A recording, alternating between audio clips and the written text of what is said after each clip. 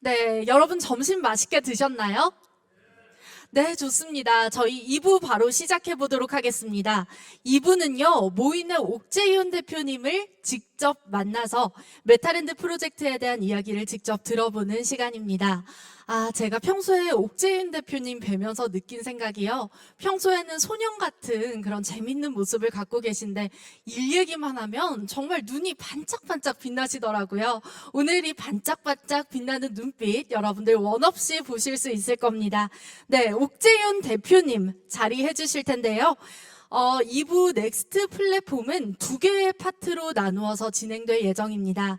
첫 번째 파트는 이때까지 걸어왔던 모인의 행보를 주제로, 그리고 두 번째 파트는 메타랜드를 주제로 진행될 예정입니다.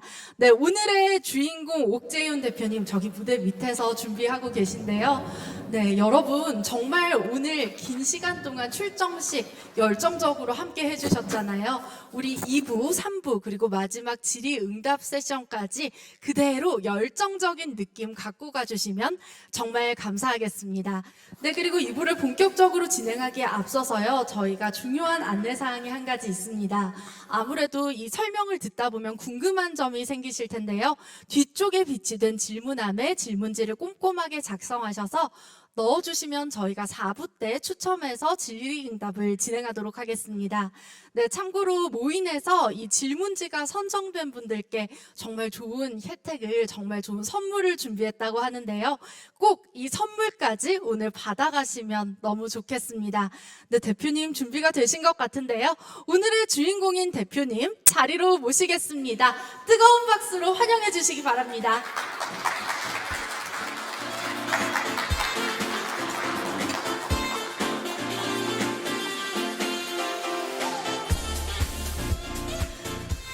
네, 대표님 제가 알기로 점심도 못 드시고 오늘 정말 열심히 준비하셨다고 들었습니다. 좀 괜찮으신가요? 네, 저는 뭐 원래 점심 안 먹고요. 예, 요즘 뭐 일을 아직 돈을 많이 못 벌어서 두 끼만 먹고 있습니다.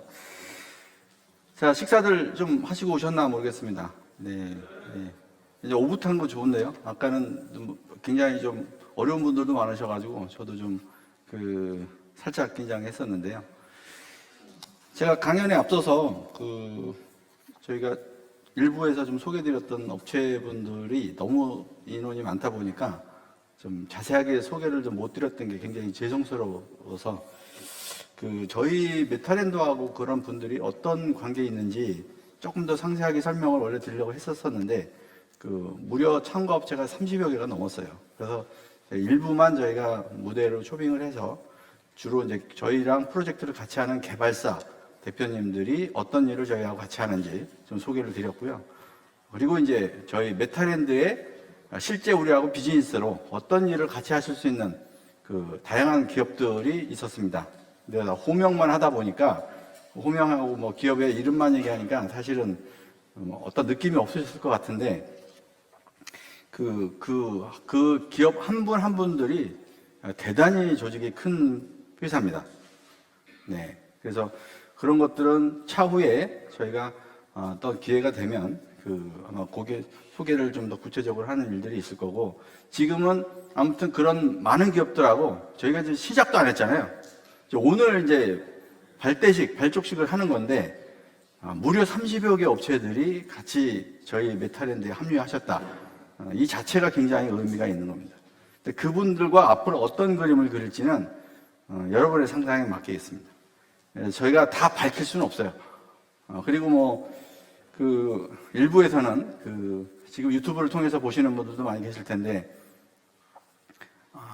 오늘에 대해서 굉장히 많은 기대들을 하셔가지고, 의외로, 조금 유명한 업체들이 좀 없어서 좀 다소 실망하셨던 분들이 계시는 것 같긴 한데, 사실은, 그것도 제 다 전략입니다. 네. 왜 그럴까요? 네. 지금 메타랜드는요, 이제 시작을 하는 회사예요. 시작을 하는 프로젝트입니다. 예, 그걸 이 프로젝트를 알고 있는 사람 자체가 굉장히 적습니다. 그런 상태에서 우리끼리 기분적으로 하고 어떤 좋은 얘기들을 한꺼번에 이 자리에서 다 꺼내면 그 다음은 어떻게 해요? 예, 안 됩니다. 그래서 저희도 저희 메타랜드에 대한 제가 가지고 있는 홍보 전략이 있습니다. 오늘 발표에도 그 부분이 상당히 녹아져 있을 텐데, 이번에 메타랜드의 사실 프로젝트의 핵심은요, 유저 늘리기입니다. 유저를 많이 늘려서 그때 어떤 대규모 발표들이 일어나야 됩니다. 그래야 그런 결과들로 인해서 여러분들이 원하시는 큰 어떤 붐업이 가능해질 거라고 저는 생각합니다. 그래서 이번 발족식에는 그래서 개발 회사 위주로 해서 그 업체들하고 저희가 어떤 일을 하는지 좀 위주로 설명을 드렸는데, 아까 SLS 소프트나 주는 소프트 같은 경우는요, 모바일이나 다양한 쪽에 메타버스 쪽이나 뭐 이런 그 게임 쪽을 상당히 많이 오랫동안 했는 회사고요. 그쪽 회사에서 지금 현재 개발자가 무려 저희 메타랜드 프로젝트에 약 60여 명이 지금 거의 뭐 주말까지 같이 열심히 일하고 있습니다. 그 메타랜드 프로젝트는 지금 3월 초에 베타 테스트가 진행이 될 겁니다. 그래서 그때를 위해서 지금 굉장히 클로즈 베타가 아마 있을 건데요. 수많은 지금 개발자들이 지금 같이 참여하고 있다. 좀 그렇게 알아주시면 좋을 것 같고, 그 메타랜드가 어떤 일을 하는지는 아마 세부적으로 저희가 2-2 다음 시간에 제가 이제 상세하게 좀 설명을 드리겠습니다. 그리고 뭐 오늘도 와주신 분들 중에 중국 공신부에서도 오셨죠. 네, 중국 공신부의 고위 임원이십니다. 그분이 사실 중국의 게임 판호권을 갖고 계신 분이에요. 중국의 게임 판호 받기가 굉장히 어려운 거 아시죠? 예. 중국 공신부의 실제 현재 임원이시고요. 거기에 관계되신 e스포츠 아까 우리 전호교 회장님도 말씀하셨지만 현재 텐센트라든지 알리바바라든지 다 굉장히 대규모의 회사들이 그런 연결망들이 다 돼 있는 상태입니다. 그래서 지금 모인이 상당히 많이 노출이 되고 있고요. 그리고 저희를 지켜보는 꽤 큰 회사들이 지금 모인을 좀 지켜보고 있습니다. 근데 여기서 중요한 게요, 여러분들한테 모 대기업, 뭐 어떤 기업, 여러분들 그거 듣고 싶어 하시죠? 예, 그렇지만 참으셔야 됩니다. 예. 하지만 여러분한테 제가 공개할 수는 없지만 여러분들이 상상하시는 많은 일들이 현재 물밑에서 실제로 일어나고 있습니다. 그렇지만 그거 공개할 시점은 아직은 아니에요.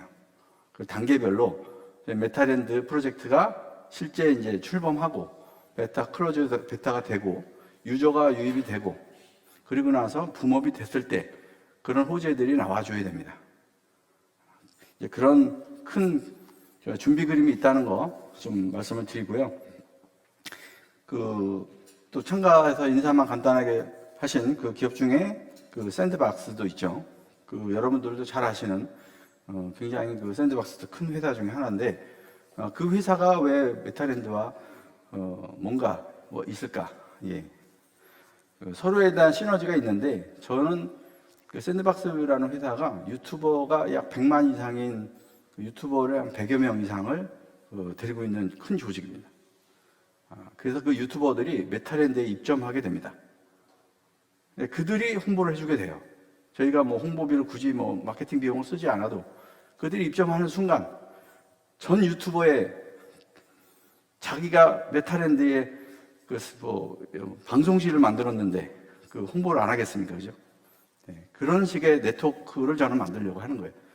단순히 저희가 뭐 마케팅 비용을 써서 언론 플레이하고 이렇게 해봐야 한계가 있어요.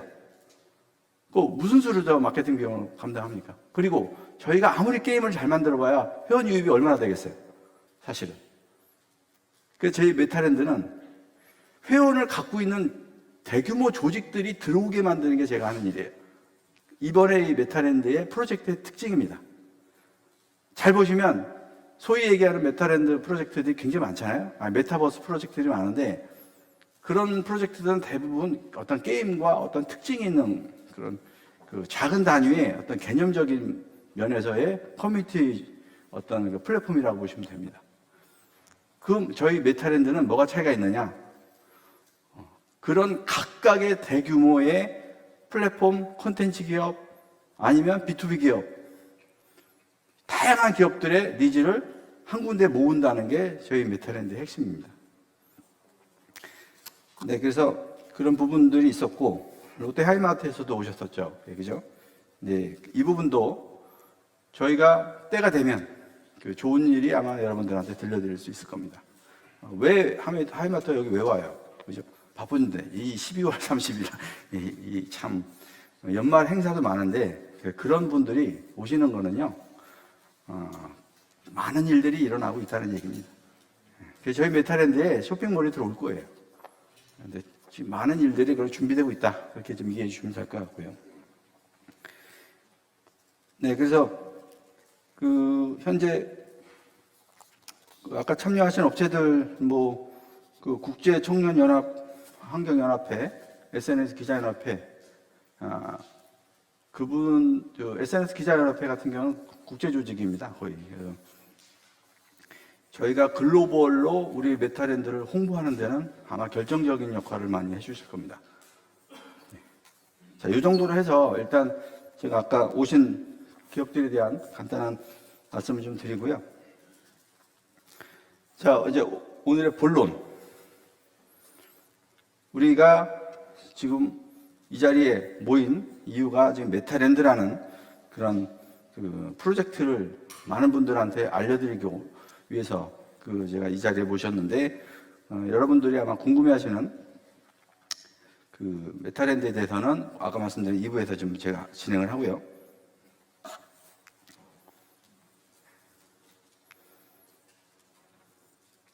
너무 좀 흔한 얘기긴 한데, 일단 이 질문부터 좀 던져봐야 될 것 같습니다. 제가 여러분들한테. 세계가 왜 메타버스에 이렇게 빠져 있는지. 근데 저는 개인적으로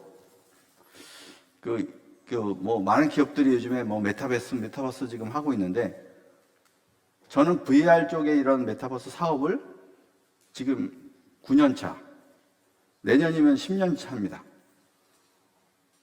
그동안 이 VR 관련된 기술 개발만 거의 10년을 해왔던 업체입니다. 그 얘기가 무슨 의미냐? 저한테 굉장히 의미가 있어요. 예전에 불과 2년 전만 해도요, 제가 VR 얘기하면 많은 기업들이나 투자사들이나 저희가 자금적으로도 힘들 때도 있었으니까, 그때 저희 프로젝트를 얘기를 하면 아직 멀었다, VR 세상은. 이게 언제 되냐? 답답하게 안경 쓰고서 무슨 일을 하겠냐? 다들 관심밖에 없고요. VR이 한번 히트 쳤다가 아주 바닥까지 간 적이 있었습니다. 저는 오큘러스가 처음에 HMD 안경을 소개했을 때 개발자 버전을 저는 처음으로 제가 구매를 해서 사용을 해봤던 사람이거든요. 그걸 쓰자마자 저는 느꼈습니다. 그 전에는 사실 여러 가지 일을 했는데, 이따도 제가 소개를 드릴 거지만, 이걸 해야 되겠다. VR의 세상을 바꾸겠구나. 저는 10년 전부터 이거에 완전히 올인해서 그때부터 지금까지 관련된 기술 개발을 해왔습니다. 그런데 그렇게 VR의 매장도 많이 생기다가 손님들도 점점 떨어지고 어지럽다 등등 콘텐츠가 제대로 된 게 없고, 그러면서 VR 시장이 죽었어요. 근데 이게 웬걸? 재밌는 일이 생겼죠.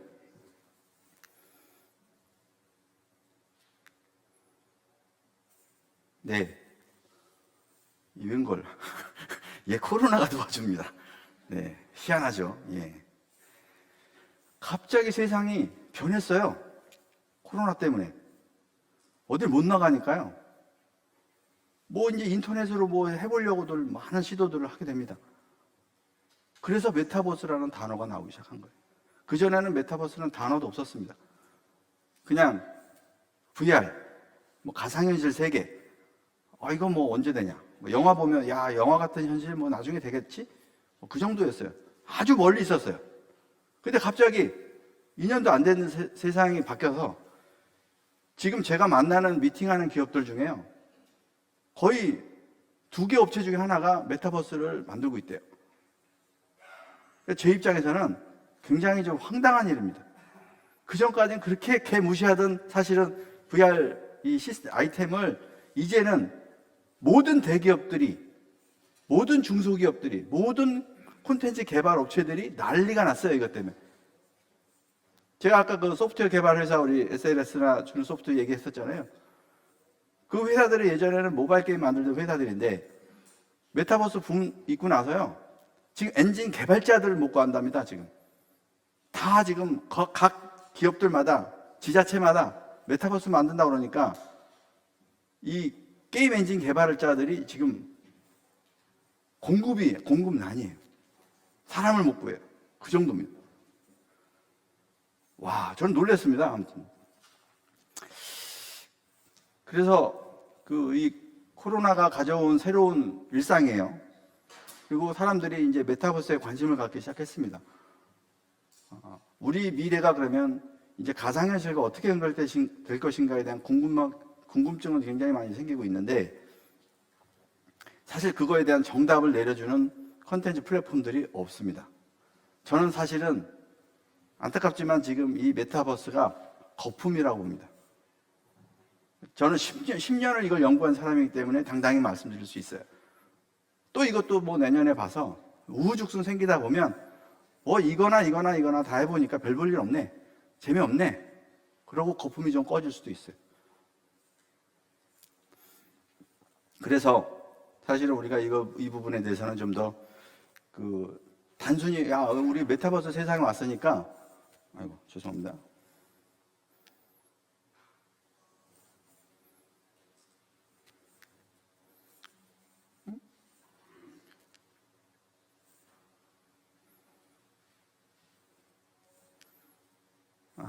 페이지가 바뀌었네. 좋아할 만한 일이 아니라, 오늘은 이 시간은요, 방송을 지금 시청하시는 분들이나 여기 참석하신 분들은 좀 더 진지하게 좀 고민을 해보자는 겁니다. 메타버스를 좀 냉정하게 보자. 우리가 그러면 우리 프로젝트가 어떤 일을 하고, 우리가 바라보는 메타버스 세상이 뭔지를 좀 아셔야 돼요, 실체를. 그래서 다소 어려운 용어도 있을 수 있고요.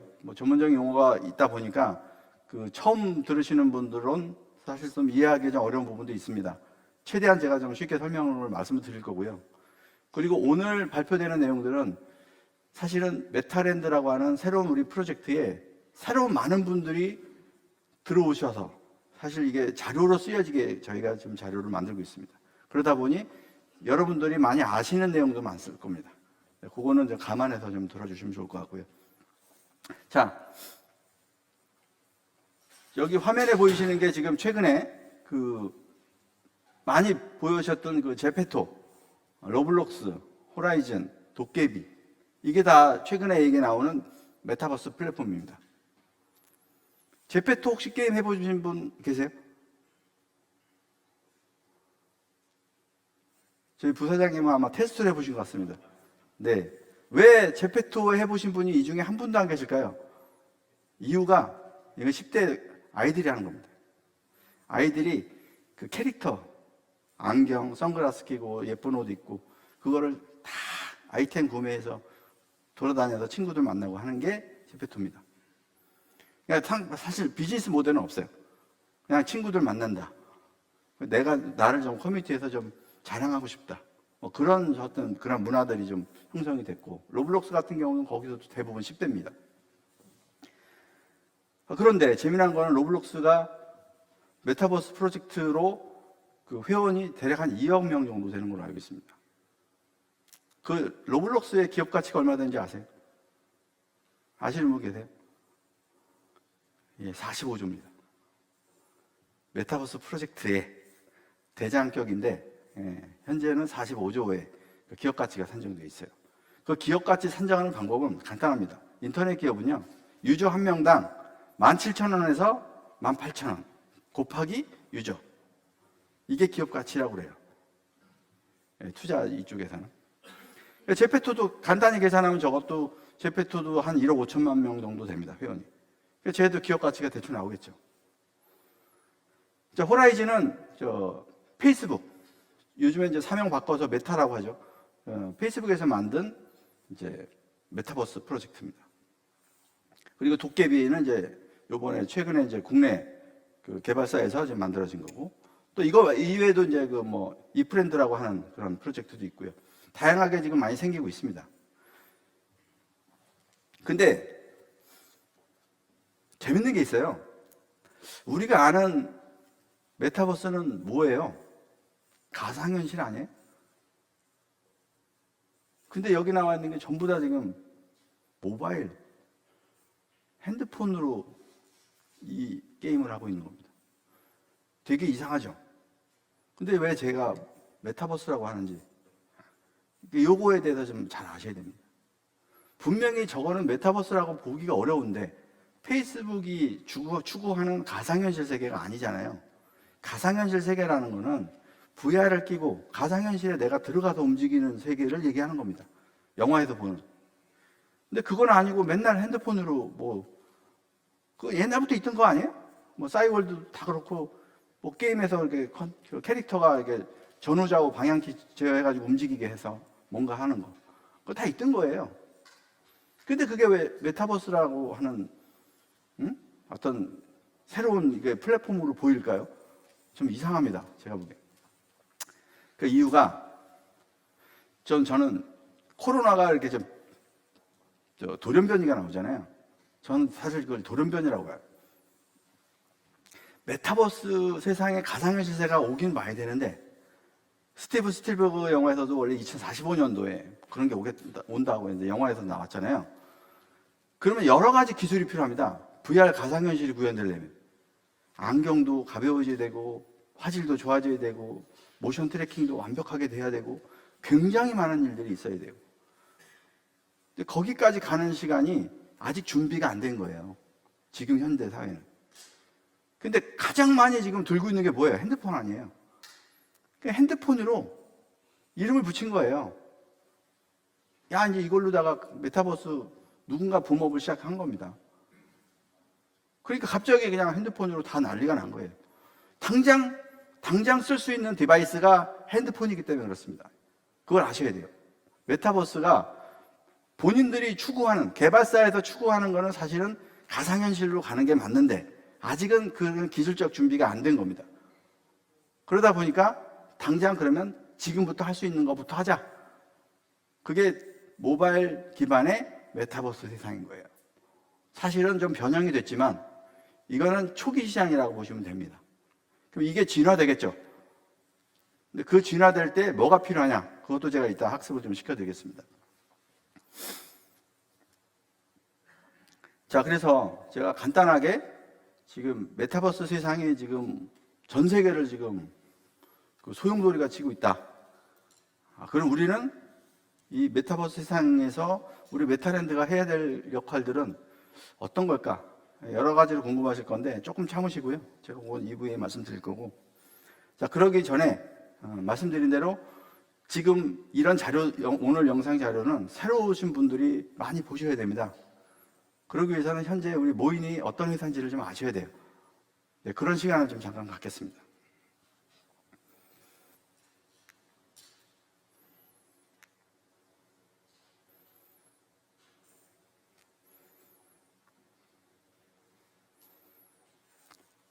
왜 갑자기 그림이 나왔을까요? 예. 이 그림 혹시 아시는 분 계십니까? 이게 작가가 누군지 아세요? 예. 이거 보이세요? 그 글씨가? 제 그림입니다. 예. 예. 제가 2000년에 그린 그림입니다. 2000년에. 크기는 대략 100호 정도 되는 그림이고요. 예. 제가 이걸 보여드릴 이유는 제 그동안에 걸어온 길을 여러분들한테 좀 소개를 드리려고 합니다. 저는 원래 직업 화가였습니다.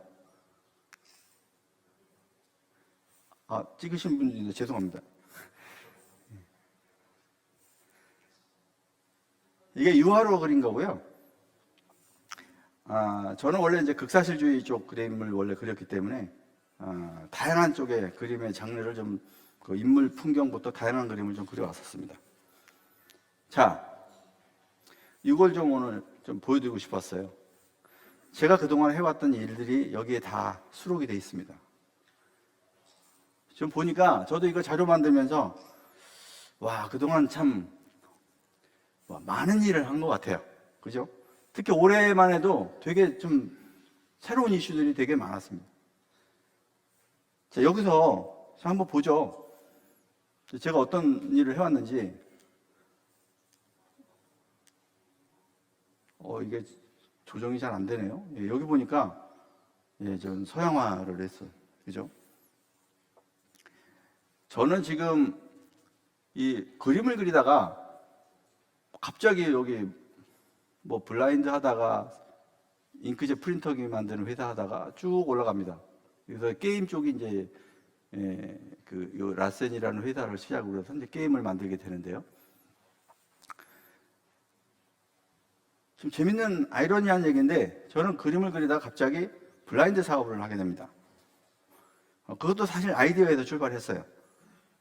하도 뭐 그림도 비싸고 액자도 비싸가지고 그때 당시만 해도 20대 초반입니다. 제가 그때 이거를 좀 싸게 그림을 좀 모든 사람들이 많은 사람들이 그림을 좀 걸 수 없을까 하고 해서 블라인드에 그림을 그려봤어요. 그 블라인드에 그림을 그린 게 계기가 돼서 블라인드 사업에 이제 그림을 그려주는 사업을 한 겁니다. 그래서 여러분들이 아시는 그 롤스크린 같은 그런 블라인드에 아마 국내 거의 최초로 제가 하게 됐을 겁니다. 그때 당시. 그래서 그 사업의 경험이 전혀 없는 상태에서 저런 일을 했었습니다. 그러다 보니까 대량 생산이라는 개념도 알게 됐고요. 그래서 20대 초반의 어린 나이지만 그런 대규모 공장, 약 한 50여 명의 그 직원을 가지고 그 블라인드 제작하는 회사도 운영을 했었습니다. 자, 그러다가 갑자기 프린터는 왜 갔는지 또 궁금했을 거예요. 이해가 안 되실 겁니다. 제가 사람을 써보니까 그림을 그려서 사람을 뭔가 작업을 해서 반복 생산을 하는 일을 하다 보니까 문제가 발생합니다. 품질 관리가 안 되는 거예요. 똑같이 그림을 그려줘야 되는데 컴플레인이 오는 겁니다. 어떤 그림은 괜찮게 나오고 어떤 그림은 퀄리티가 차이가 나는 거예요. 그래서 그때 당시에 컴퓨터 윈도우가 처음 나올 시점쯤 됐을 때입니다. 그때 일본에서 한 90cm 정도 되는 프린터기가 나옵니다. 그 프린터기가 그때 나왔을 때 저는 어린 나이지만 그 회사를 이제 매각을 하고 지금으로 따지면 이제 엑시트를 하죠. 그래서 돈을 좀 벌었어요. 그래서 그때는 이제는 사람 쓰지 말고 기계로 찍자.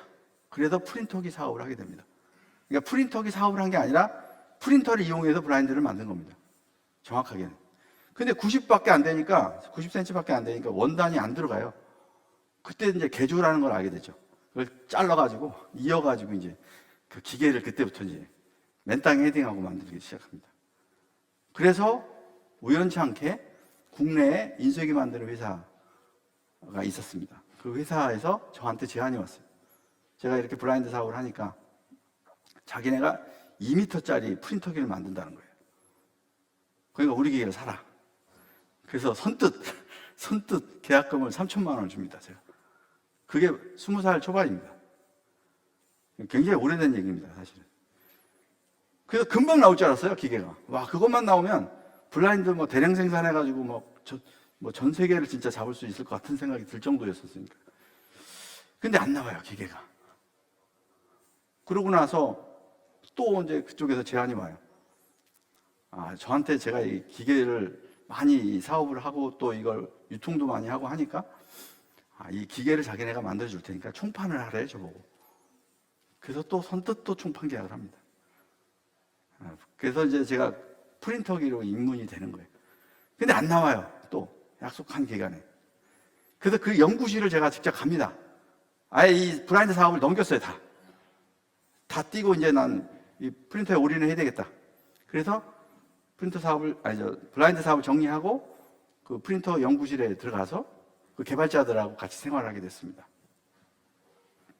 그래서 저는 사용자 입장에서 그 개발자들하고 상의하고 이제 그런 여러 가지 일들을 해서 제품을 만드는 일을 했는데 그러는 과정에서 그 회사에 제가 투자도 좀 하게 됐고요. 문제는 그 회사가 부도가 났어요. 그래서 어쩔 수 없이 제가 그 개발자들을 이제 인수하면서 프린터기 개발 사업을 하게 됩니다. 그래서 그게 2000년도예요. 저 그림 아까 보셨던 2000년도에 그 회사를 제가 개발팀을 인수를 해서 그 개발팀과 제품을 개발하기 시작합니다. 그리고 대략 3년 있다가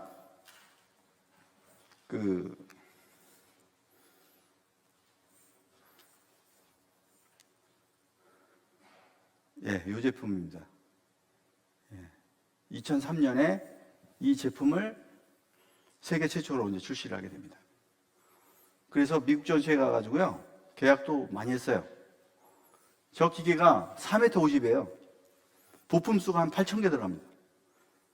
저 제품을 메인보드, 펌웨어, 기계 설계, 모든 걸 저희가 자체 개발한 겁니다. 아시아 최초로 만들었고요. 저걸 하면서 제가 그 산자부 장관 표창을 받게 되는데, 다시 한번 볼게요. 그래서 잉크젯 프린터를 만들고 그러는 과정에서 제품은 만들어놨고 굉장히 이제 유명해졌죠. 하지만 그 제작 생산비가, 오더를 받아놓고 생산비가 없어서 제가 양산화를 못하고요, ODM 개발을 해주게 됩니다. 그때부터. 그래서 제가 잘 아시는 그 한국 후지필름, 뭐 잉크테크 이런 대기업들의 LIG 그 엔지니어링이나 그러고 있습니다. 그런 회사들의 프린터 기술을 제가 기술 개발을 해서 납품하게 됩니다. 이제 거기서 또 자금으로 엑셋을 해서 점점 더, 그러면 저는 원래 아티스트고 이런 하드웨어 개발 일을 한 8년 하다 보니까 좀 이제 제가 직접 기계 설계도 합니다. 근데 그렇게 된 거예요. 그래서 좀 쉬운 일을 좀 해보자 해서 이제 게임을 제가 손대기 시작합니다. 게임을 어떻게 손대냐면, 그때 당시만 해도 사실 일본에 있는 뭐 잘 아시는 남코, 코나미 뭐 이런 그런 그 게임기들이 나올 때입니다. 그건 반복되는 그런 기계가 아니라 콘텐츠만 바꾸면 기계를 계속 쓸 수 있는 쪽으로 좀 해보자 해서 시뮬레이터 기계의 게임기를 만들게 됩니다. 그래서 그때 당시에 이제 만들어진 게, 여기서 프린터기로 해서 제가 2003년도에 산업자원 장관상을 최초로 이제 수상하게 됐고요. 2009년에 문체부 장관상을 또 받게 됩니다. 그게 그 기계가, 이따가 한번 사진 보여드릴게요. 아케이드 게임기로는 이제 2009년에 처음으로 이렇게 만들어졌고요. 그 이후에 굉장히 다양한 일을 하다가 지금은 이제 VR과 관련된 사업을 하다 보니까 여기 보신 다양한 우리가 제가 공적 사항이 좀 생기게 됐죠. 자, 그래서 그림 보여드릴게요. 이게 프린터기가 여기만 있는 것만 해도 5종이 넘죠. 이게 다 저 외부의 개발 회사들한테 제가 개발해준 모델들입니다. 그리고 저기 발카넴이라고 써 있는 기계, 저걸로 2009년도에 제가 다시 유인촌 장관 당시에 문화부 장관 표창을 다시 받습니다. 그래서 상금도 그때 500만 원 받았습니다. 그래서 SBS 게임 대상에서 이제 우상 받은 거고요. 저게 이태리 그 지상파 방송에 나갔던 겁니다. 그 이태리 게임 쇼에서 나갔던 거고요. 자, 이런 일을 해왔습니다. 그러다가 이런 시뮬레이터 같은 다양한 기계들을 약 한 30여 종을 개발을 하게 됩니다. 저희가 이제 기계 설계에 대한 그런 다양한 제어 기술이 있다 보니까 이걸 게임기에 도입을 하게 된 거죠. 여기까지가 저희가 지금까지 해왔던 그 비즈니스 모델이고요. 그래서 좀 모이는 다른 회사하고 좀 매우 좀 출발이 다릅니다. 대부분의 회사들은요, 게임 회사 하면은 소프트웨어 개발밖에 없습니다. 하드웨어를 몰라요. 또 하드웨어 기계 엔지니어링 하는 회사는 게임이라는 것 자체를 몰라요. 그래서 항상 이런 시뮬레이터 기계를 만들려면 그 소프트웨어 갖고 있는 회사가 하드웨어 회사에 발주를 해서 개발을 해야 됩니다. 그럼 그 개발 과정에서 많은 비용이 발생을 하죠. 원가 절감도 안 되고. 근데 저는 두 가지를 다 하니까 그건 생산 원가까지 제가 측정하고 설계 반영을 해서 최적화시키고 빨리 만들고, 그런 장점을 갖고 있는 게 저희 모인이에요. 그러니까 이런 기술을 갖고 있어서 사실은 뭐 다양한 기계를 만들었고, 뭐 사격 관련된 거, 뭐 승마 관련된 여러 가지 여기 없는 것들도 굉장히 많은데요. 이런 기술을 가지고 하다가 VR에 눈을 뜨게 된 겁니다. 야, 이 VR이 세상을 바꾸겠구나. 저는요, 오큘러스가 사실은 페이스북이 안경 오큘러스라는 회사를 2조 5천억 주고 처음에 인수했을 때 전 세계가 난리가 났었어요. 와, 저게 뭐길래 스타트업, 일개 스타트업 기업이었던 오큘러스를 2조 5천억에 인수했. 와, 대단하다. 그게 뭐야, 그게 무슨 기술이야? 그러고 사실 개발자들 사이에서 난리가 났어요. 그래서 그 안경 개발자 버전을 살려고 막 뭐 엄청나게 노력을 했는데 그게 초기에 미국에밖에 안 팔아가지고요. 저는 그게 출시될 때 당시 가격만 해도 60만 원대였는데 그 한국에는 안 판 거예요. 그래서 저희는 빨리 이걸 사보고 싶으니까 그걸 이제 몇 경매로 저희가 이제 주문해서 이베이에서 250만 원씩을 거꾸로 더 비싸게 주고 6대를 사게 됩니다. 그래서 그걸 처음 써보는 순간 와, 이게 세상을 바꾸겠구나라는 그 생각을 그때 했어요. 굉장히 화질도 안 좋고 엉망이었습니다. 뭐 유선에.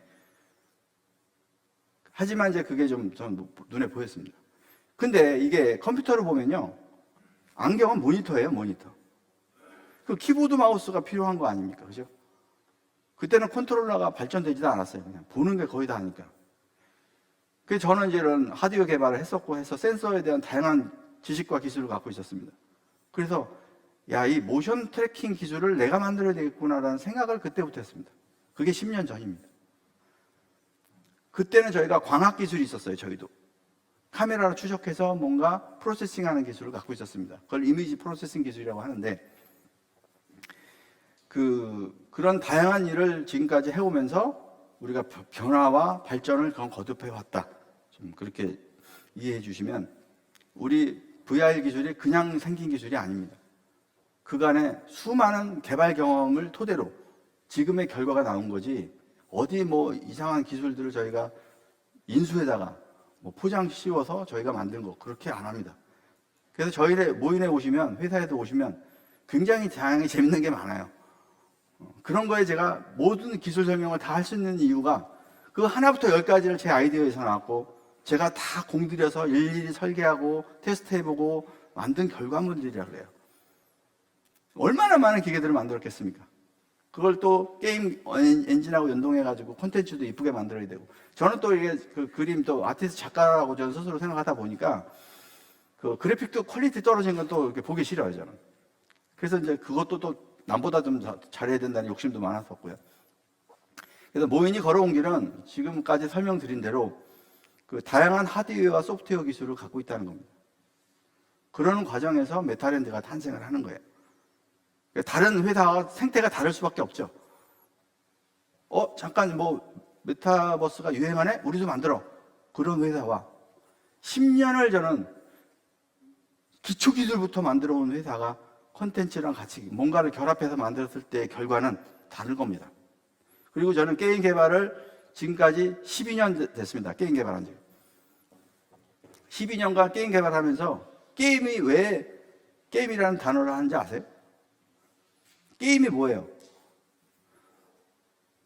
내기에 내기. 쉽게 말하면. 맞죠? 한국말로 하면 내기잖아요. 게임이. 영어로 하면 그렇게 되지만. 승패가 있는 게 게임입니다. 체험이 아니고. 자, 그래서 게임을 만들어 본 사람으로서 어떻게 하면 유저가 유입되고 중독이 되게 하고 뭔가의 콘텐츠 비용을 내게 할 수 있는 그런 구조를 알고 있는 사람입니다. 근데 지금 메타버스들은 사실은 그런 면에서는 유일하게 그냥 비즈니스 아이템을 어떻게든 사게 만든다. 그게 포인트예요. 근데 유저들이 조금 어떻게 좀 하다 보면 좀 내가 친구도 만나니까 좀 자랑도 하고 싶네. 그러니까 선글라스도 이쁜 거 쓰고 막 친구 만나러 가고 그렇게 만들어 놓은 거예요. 남보다 다르게. 그래서 좀 다른 온라인 게임들 보면 처음에는 평민 딱 가면은 이상한 옷밖에 안 주잖아요. 그러면 거기서 온라인에서 수많은 사람들을 만나는데 나를 좀 돋보이게 하고 싶으려면 뭐예요? 비싼 옷을 사야 되는데 게임 네가 열심히 해가지고 거기서 획득해서 그걸 써라. 그렇게 만들어 놓은 겁니다. 아무튼 출발이 그렇다는 얘기입니다. 게임이라는. 그래서 저희 메타랜드가 추구하는 부분이 이제 좀 많이 그렇게 좀 다르게 될 거고요. 자, 이제 그럼 VR 쪽에 좀 접근해 보겠습니다. 네, 많은 분들이 보셨던 사진이긴 한데 이게 2017년도 자료입니다. 소위 얘기하는 페이스북, 이 VR 업계에서는 세계 최강자죠. 세계 최강이라고 저는 당당히 얘기합니다. 어떤 대기업보다도 투자를 많이 했고 R&D 기술을 엄청나게 연구하고 있습니다. 페이스북의 개발자만 제가 알기에 2만 명이 넘습니다. VR 쪽에 엄청난 개발자들이 지금 메타버스를 만들고 있어요. 근데 희한합니다. 저도 이게 디지털 타임즈 2017년도에 나온 기사인데 이거 보고 깜짝 놀랐어요. 저도 열심히 제가 모션 트래킹 기술 만들지만 이 엄청난 빅테크인 페이스북이 저 기술을 쓴다고? 이제 그런 거예요. 여러분들이야 저런가 보다 하지만 저는 개발자로서 저 기술이 어떤 기술인지를 다 압니다. 자, 간단히 말씀드리면 여기 동그라미 표시가 되어 있는 게 VR 전용 광학 카메라입니다. 여기 손을 보시면 손 장갑을 하얀 걸 장갑 끼고 있고요. 거기 까만색 그 콩알 같은 점이 보이시죠? 예, 그게 저희가 일명 마커라고 부르는 겁니다. 이 카메라가 요 마커를 찍는 겁니다. 이 하얀색 천을 찍는 게 아니고 각 관절에 달려있는 요 마커를 수십 대의 카메라가 촬영을 해서 3차원 데이터를 뽑아냅니다. 그래서 그걸 리얼타임으로 플레이를 시키면 그 손 동작을 추적할 수 있겠죠. 자, 이걸 제가 재밌는 게 그러면 이걸 페이스북 오큘러스 랩에서 이걸 개발했냐? 아니에요. 이 카메라는요 이미 옵티트랙이라고 하는 회사에서 만든 겁니다. 거기서 개발자 버전을 줘서요 페이스북이 한 일은 그거 사다가 그냥 붙인 거예요. 죄송합니다.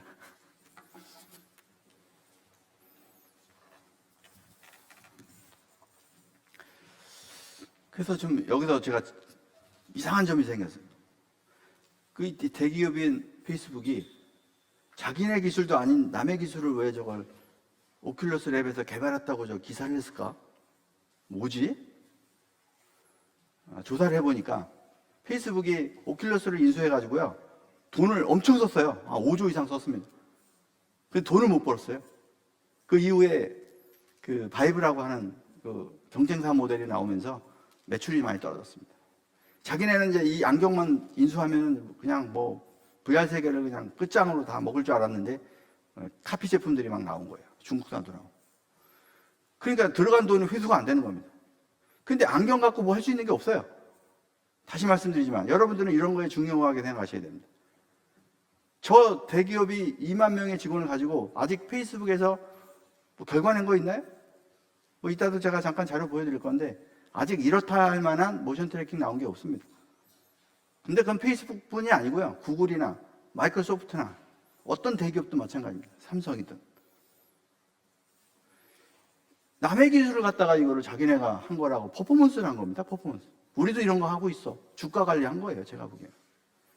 주가 떨어지니까. 그만큼 절실하다는 얘기예요. 반대로 얘기합니다. 회장이 와가지고 저거 쓰고서. 저 보세요. 얼굴에 저기 안경 달렸죠? 안경에 그것도 까만 점이 붙어 있네요. 하얀 점들이. 그거 마커입니다. 저게. 이따가 그런 자세한 내용도 설명이 될 겁니다. 자, 그래서 제가 요걸 참 보면서 우스워가지고 누가 유튜브에 요걸 올렸더라고요. 페이스북은 전부 다 먹겠다. MS는 업무만 먹겠다. 엔디비아 뭔지 아시죠? 그래픽카드 만드는 회사죠. 얘네는 당연히 VR 세계가 가려면 고사양 그래픽카드가 필요하니까 누가 먹든 난 상관없이 하드웨어 납품할래. 이래서 지금 누가 먹든 다 먹겠다. 좀 재밌는 얘기입니다, 사실은. 그래서 어쨌든 페이스북 메타가 메타버스 세상을 장악하겠다는 사업의 목표는 뚜렷하다는 겁니다.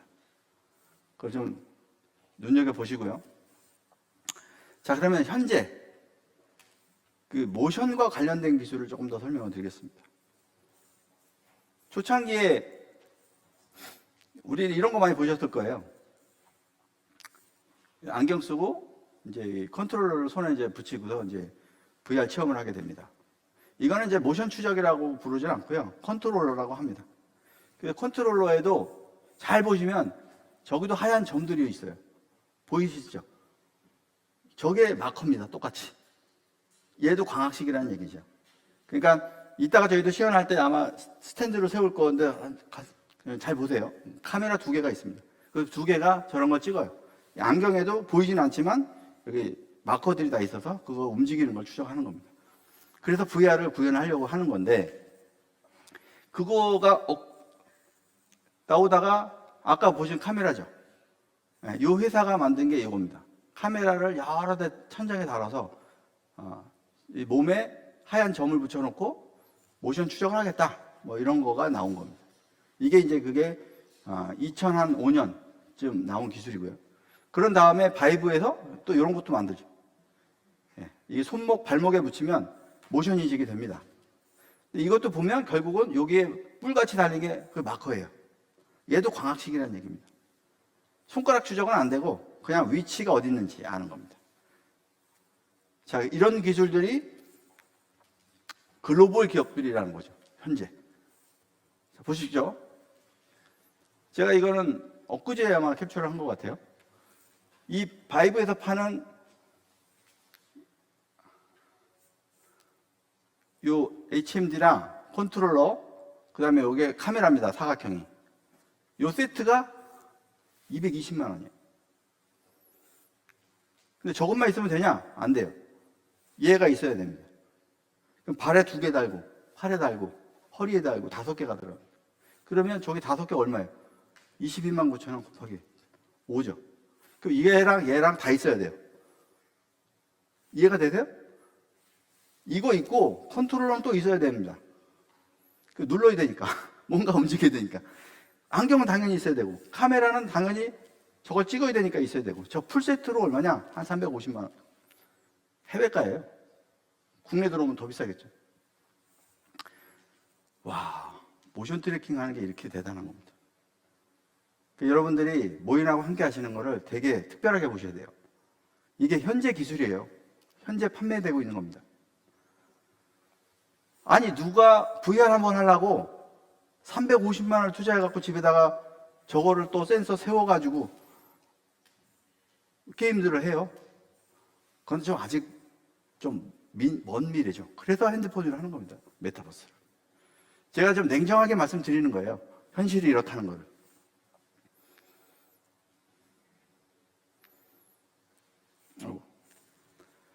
자, 그래서 결국은 광학식을 제가 소개해드리는 게 1세대 모션 센서 기술이다. 저는 그렇게 생각합니다.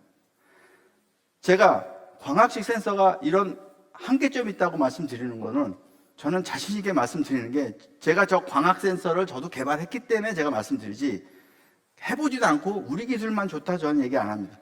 저도 최초에 했던 게 저 광학식으로 저희도 트래킹 하려고 노력을 많이 했습니다. 실제 개발을 했었어요. 그런데 카메라의 추적이라는 자체가요. 실례 예를 들어 드릴게요.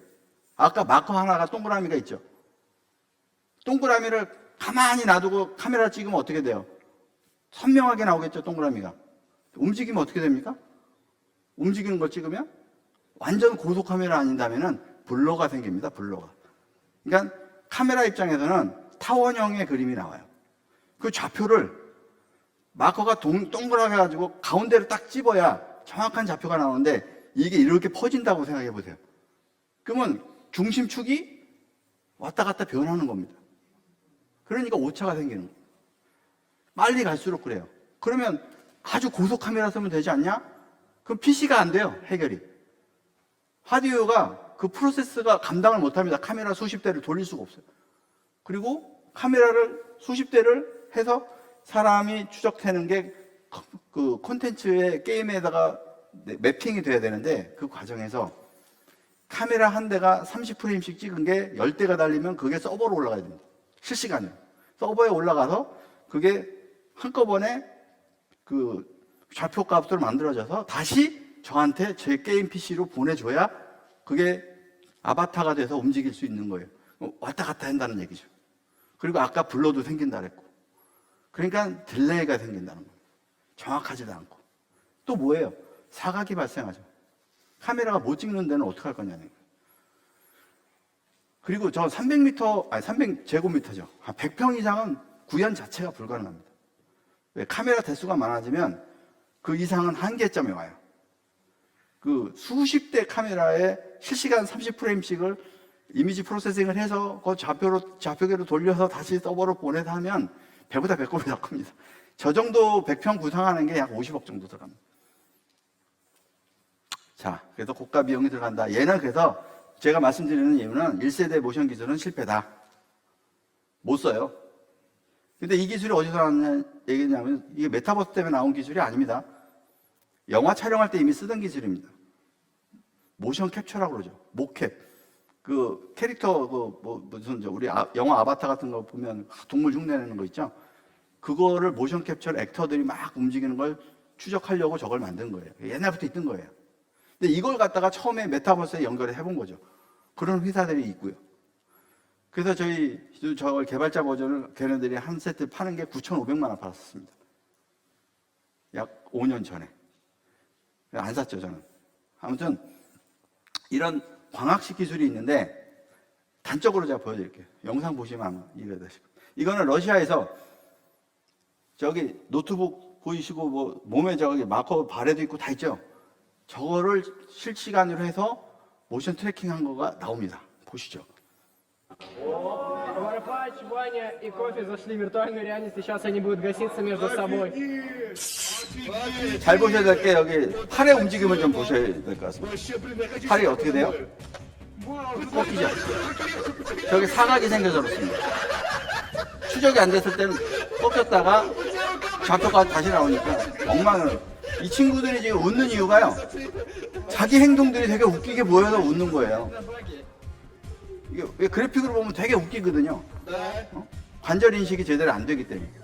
그리고 광학식의 단점은 손가락 추적이 안 됩니다. 손의 위치만 나옵니다. 자, 그래서 이것도 FPS 게임, 그러니까 워게임에 대한 그 테스트 영상인데, 근데 재미는 있어 보이죠? 이게 진짜로 모션으로 해서 총 들고 막 돌아다니면서 게임을 한다면 얼마나 재밌겠어요, 친구들하고. 그죠? 그걸 만드는데 아무튼 기술의 광학식은 이런 단점이 있다. 자, 요것도 최근 기사입니다. 경찰에서 미국 뉴욕 뉴욕의 그 경찰들이 지금 실제 이걸로 전술을 전하고 있습니다. 자, 보세요. 동작들을. I got one coming out. 자, 사람 발을 한번 보시죠. 뭐 막 스케이트를 타죠. On you. 예, 저게 현재 기술입니다. 저게 50억 들여갖고 시설해 놓은 거예요. 이건 그래픽으로 이렇게 보이는 거고요. All right, let's move. Let's move. 실제로는 어떤 현상이냐 이런 겁니다. Very familiar with cell phones and video games and so forth. 천정에 카메라가 잔뜩 달려 있고 착용자들은 마커를 붙여서 광학식으로 하고 있는 Seeing 겁니다. things from a 경찰들이. perspective they'll never get. We can do that over VR. Anybody who can hear the sound of my voice. Got a propane tank here, guys. Let's move. 근데 저희가 아까도 저희가 군 국방 관련된 회사하고 저희가 이번에 조인됐던 거 발표 있었죠. Guys wanting to come. 자, 그런 일이 왜 있냐? 그 뭐 시간이 워낙 짧다 보니까 간단하게만 그 대표님이 얘기하셨는데 여기까지만 볼게요. NYPD conducting 그 보셨는데 그 사실은 이 미군에서는요 지금 같은 광학 시스템이나 이런 군사훈련 시뮬레이션이 그 스크린 사격이라고 그래가지고 다양한 그 시뮬레이터 기법으로 납품되어 있는 게 굉장히 많습니다. 그게 한국에도 국정원부터 다 들어와 있어요. 근데 그들도 뭔가 이제 가상훈련을 하고 싶은데 현재 있는 기술이 이거밖에 없어요. 비용도 비싸고.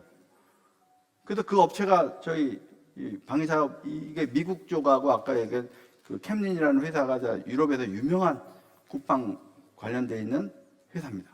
그런 회사하고 다 조인되어 있는 네트워크가 있는 회사입니다. 그러니까 저희 기술 보고 깜짝 놀란 거예요. 야, 이 모션 수트 가지고 군사훈련 빨리 만들어서 해외에 팔자. 미국 국방부에 다 라인되어 있다. 현재 납품하고 있고. 저희 모인이 미국 국방부에 납품하려면요. 말도 안 되는 시간이 걸립니다. 근데 제일 빨리 갈 수 있는 게 뭐예요? 이미 그쪽에 납품하고 있는 회사 주면 돼요. 그런 네트워크가 구성된 이번 그런 계약입니다. 그것도 저희가 뭐 다시 이제 정식 계약이 되면 그 제가 발표를 하겠지만 그 회사는 이미 그 한 1,000억 이상의 현재 그 국방 오더를 받아서 지금 계약이 된 상태입니다. 그걸 요번에 저희가 그 합병되고 저희가 대주주입니다.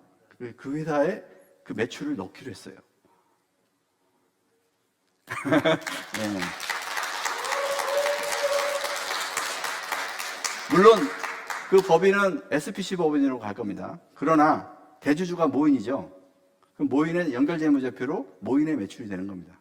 내년만 해도 저희는 이미 그 현재 받아져 있는 오더 매출만 해도 엄청나게 확대가 되고요. 그리고 저희가 이 수주를 빨리 만들어서 공급이 되면 한국 국방국뿐이 아니라 미국이나 유럽이나 다양한 국방 쪽에 바로 진출할 수 있는 게 열린다. 네, 그런 의미로 이해해 주시면 좋을 것 같습니다. 자, 시간 관계상 조금 빨리 진행을 하겠습니다. 그 다음에 2세대 나온 게 INU 센서인데요. 자, 이게 참 저 고생 많이 시켰습니다. 이걸로 저는 또 승부를 보려고 했었어요, 처음에. 그래서 이거 INU 센서 개발한 지 저희가 지금 약 한 5년, 6년 된 것 같습니다. 이 INU 센서 개발비만 해도 한 100억 이상 들어간 것 같아요, 저도. 와, 근데 처음에 이걸 착안했을 때는 좋았죠. 카메라도 필요 없고, 손가락도 다 되고, 뭐, 안에 야외에서도 되고, 실내에서도 다 돼요. 야, 이건 뭐, 이 정도면 끝이다. 그래서 저희가 INU 센서도 자체 개발을 했었습니다. 자, 문제가 생겼죠. 자, 테스트 영상이니까 한번 보시죠. 잘 되죠? 카메라도 없고요. 아무것도 없어요. 그냥 요게 센서 몇 개 찬 게 답니다. 이거를 제가 예전에 만들어서 2017년도네요. 테스트한 게. 이래갖고 제가 킨텍스에서 대규모 VR 테마파크들을 만든 적이 있습니다. 그때 워킹 어트랙션을 해가지고 주라기 월드도 실제 시연을 했었습니다. 여기 우리 가까이 계시는 우리 브라이언님 같은 경우는 그때 당시에 투자자시기도 합니다. 그래서 그 아픔을 다 알죠. 왜 근데 잘 되는데 왜 사업이 안 됐냐? 그렇게 궁금하신 분들 계실 텐데 이게 결정적인 문제가 있어요. 이 IMU 센서는.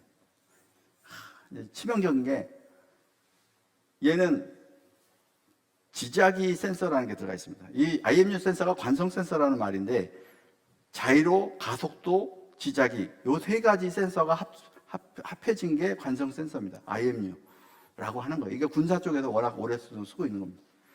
근데 얘가 오류를 일으켜요. 무슨 얘기냐면 센서를 한 개 쓸 때는 상관이 없는데 수십 개를 몸에 붙여야 되죠. 그러면 T-포지션이라고 저희가 잡으면 최초의 동기화를 시켜주는 거예요. 그 센서들의 위치를 잡아주는 겁니다. 여기가 앞이야. 딱 해서 거기에 맞춰주는 겁니다. 그게 문제가 없으면 잘 돼요. 근데 얘가 지자기가 지구의 나침반 방위를 해서 북극의 어떤 그 방향성을 잡아서 같이 세팅을 하는 건데 희한하게 우리 주변에는요 그 자기장이 많아요.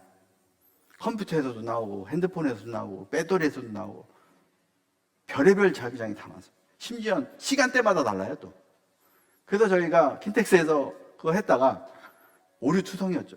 근데 뭐 아까 뭐 그 러시아 그 친구들도 깔깔거리고 웃듯이 저희가 줄하게 했는데 뭐 체험하시는 분들은 막 웃겨가지고 막 그랬었어요. 뭐 허리도 막 돌아가고 뭐 이래가지고. 그래서 저 아픔을 겪다가 이 지나온 일입니다. 사실은 하나의 역사고요. 저희도 그때 이후에 여러분들이 잘 아시는 광섬유 센서를 제가 만나게 되죠. 이게 또 다시 그러면 이제 모션 트래킹 이제 끝났다. 그래가지고 제가 한국과학기술연구원하고 기술 이전 받아서 공동 개발을 합니다. 얘는 또 이제 이런 오류가 없어요. 기가 막힙니다. 저희는 개발자들이 봤을 때는 이 모션 그 메타버스에서 이거 쓰려면요 오차가 없어야 돼요. 첫 번째로 언제든 똑같이 나와야 되는데 이게 구현이 어려운 거예요. 자, 사람 손을 예를 들면 뭐 움직인다가 중요한 게 아니고요. 손가락을 붙였다 떼어야 돼요. 이 별거 아닌 것 같은데 되게 어려운 겁니다. 붙였다 떼어야 되는데 이걸 10번 해도 똑같이 나와야 된다는 거예요. 어떨 때는 붙었다가 어떨 때는 또 하니까 약간 떨어졌다가 어떨 땐 또 뚫렸다가 반복되잖아요. 그럼 누적 오차가 계속 발생합니다. 그러면 각도가 다 틀어지는 거예요. 그때부터 제어가 안 돼요. 막 몸이 여기가 있고 막 팔이 뒤로 가 있고 막 이런 상황이 생기는 겁니다. 그 오차가 그렇게 무서워요. 그거를 해결해 줄 수 있는 이 신의 기술이 또 이 광섬유 기술이었습니다. 그래서 이거를 또 저 2년 동안 열심히 개발합니다. 보드 개발하고 아마 여러분들도 많이 보셨을 거예요. 이거 또 출시도 했었죠. 그래서 기술은 완성을 했는데 이게 또 딜레마가 하나 있어요. 얘는 광섬유 케이블은 싼데 레이저 소스가 비싸요. 그럼 이거를 대량 생산을 하면 싸지는데 그게 1000만 대 이상씩 만들어야지 싸지는 거예요. 그러면 누구한테 엄청난 투자를 받거나 그렇지 않으면 이거를 원가 다운할 방법이 없습니다. 그게 또 제가 딜레마가 생긴 거예요. 왜 이게 팔리면서 이게 유명해져야 뭐 어떤 그런 큰 빅딜이 가능할 텐데 일단 시제품 단계에서 일단 원가 절감이 안 되니까 그게 이제 고민이 되는 겁니다. 그러다가 여러분들한테도 제가 이런 거를 디테일하게 얘기한 적이 없었을 겁니다. 이번에 제가 처음으로 말씀드린 겁니다. 근데 여기서 다시 저희가 4세대 기술을 만듭니다. 4세대 모션 트래킹 기술. 네. 지난 6월 달에 보신 게 그 기술입니다. 제가 아직까지 그게 어떤 기술인지 공개한 적이 없어요. 저희가 비밀이라 그렇습니다. 근데 그게 재미있는 게 제가 프린터기 사업할 때 나왔던 기술이에요. 희한하게 이렇게 연결되어 있습니다. 와, 근데 저희는 하이브리드형으로 리니어 센서라고 얘기를 하는데 아무튼 그 하이브리드형으로 센서 기술을 만들었는데 이 기술은 누적 오차도 없어요. 정밀해요. 심지어 얘도 5마이크로 단위로 제어가 됩니다. 근데 오차도 없어요. 더 중요한 거는 아까 광섬유 센서는요. 아까 보드 만드는 비용이 많이 비싼데 얘는 지금 저희가 10개를 만들어도 원가가 놀라지 마세요. 풀바디로 원가를 저희가 해도 30만 원도 안 됩니다. 그래서 제가 50만 원에 팔겠다는 거 한 겁니다. 그래서 제가 자료 영상이 좀 해서 좀 보여드리려고 했었는데 요거는 저희가 1월 1일 정오 12시에 YTN 사이언스에서 황금 나침판에 방송이 됩니다. 이번에 저희 모인을 단독 취재를 했어요. YTN에서. 그래서 15분간, 무려 15분간 저희 회사만 단독 다큐멘터리로 나갑니다. 거기에 시연된 장면이 다 있으니까 직접 확인하시면 더 좋을 것 같습니다. 그래서 6월 달에도 이미 보셨지만, 그때는 저희가 이 무대가 작아가지고 이거 조금밖에 안 움직였더니 어느 분이 커뮤니티에서 그러시더라고요. 이거 얘는 못 돌아다니나 봐. 걸어 다닙니다. 아무것도 아니에요. 그래서 요번에 항상 걸어 다니는 게 좀 있을 거고, 요번에 e스포츠 대회 영상에도 아마 걸어 다니는 거 보셨을 거예요. 그죠? 이제 그 기술이 나온 거예요. 그러니까 저희 입장에서는 이제 만세죠. 끝났다. 아까 보셨지만 바이브에서 350만 원을 주고 그걸 풀세트를 해야 돼요. 손 움직이지도 않아요. 이 관절 인식 다 되는 것도 아니고. 그거를 해야 되는데 우리는 풀바디 센서 손가락까지 5마이크론으로 정밀하게 움직이는데 판매 가격 50만 원이에요. 이거는 얘기할 게 없어요. 모든 컨텐츠사들이 저희한테 다 올 수밖에 없는 겁니다. 그래서 아까 일부에 수많은 기업들이 왜 왔겠습니까? 저희 모인에서 와주시면 제가 인사라도 좀 드리고, 천만의 말씀입니다. 대단한 분들이 왜 옵니까? 모인에. 예? 모인이 지금 매출액이 엄청나게 큰 회사도 아니고, 그렇다고, 제가 무슨 재벌 2세도 아니고, 그런 거예요. 저희 기술이 그만큼 평가를 받는 겁니다. 그 핵심 기술이 저희들 풀바디 트래킹 기술이고요. 그래서 오늘 여러분한테 또 다른 신기술을 보여드립니다. 제가 이제 그거는 2부에 이제 공개를 할 건데, 지금 4세대죠? 5세대 기술이 나옵니다. 적어도 메타버스 세상에서 모션 트래킹 기술만큼 모인은 전 기술을 영역을 다 알고 있고 다 기술 개발해봤고 그런 모든 노하우를 다 갖고 있는 기업이 아마 유일할 겁니다. 이 기술이 접목되면 메타버스 세상이 빨라집니다. 그동안 콘텐츠 기업들이 구현하지 못했던 다양한 딜레마를 저희 센서가 해결해 버려요. 그러니까 이제 뭐 너도나도 뭐 콘텐츠 개발사 입장에서는 우리 센서 가지고 개발킷 가지고 배틀그라운드도 만들고 제페토도 이제 막 가상에서 이제 뛰어다니면서 만드는 그런 센서가 나오는 겁니다.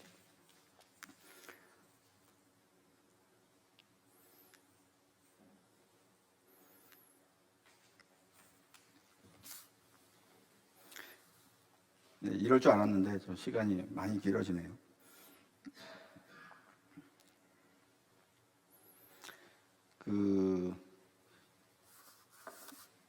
일부에서는 여기 좀 더 남았는데요. 일부에서는 여기까지 일단 하고요. 큰 그림에서는 아까 말씀드린 저희 모인의 기술을 제가 충분히 설명을 드렸고요. 그동안 걸어왔던 길, 제가 왜 직업 화가에서 개발자의 길을 걸었는지 그런 걸 아마 진솔하게 말씀드린 시간이었던 것 같고, 2부에서는 메타버스가 세상을 바꾸는데 또 다른 여러 가지 이슈들에 대한 설명드릴 것들이 좀 있으니까요. 그때 다시 한번 말씀드리고 10분간 다 휴식하고 만나겠습니다.